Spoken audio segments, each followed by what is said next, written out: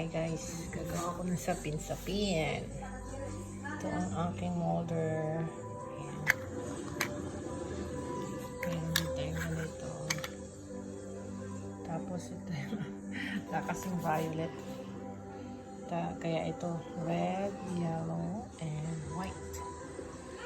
Ayan, first time kong gumawa ng sapin-sapin. Try natin. Ayan, mamaya. Check natin yung end product. Yan, lalagyan natin ng oil para hindi siya magdikit. Ayan. Tapos, ayan, magpapalit na tayo ng ating steamer. Kailangan kumukulo yan. Wait lang natin na kumulo. Ang first natin is yung puti muna. Konti-konti muna, tapos steam natin. Tapos lagay natin dito sa steamer. Steam natin siya ng up to 8 minutes.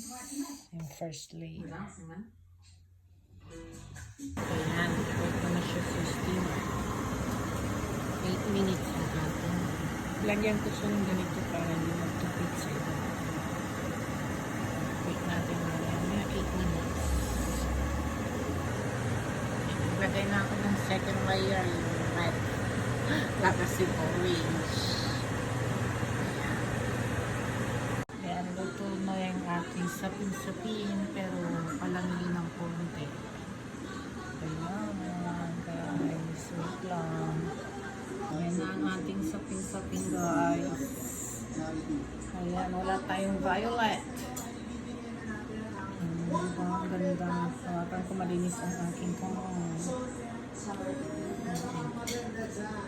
Finished product.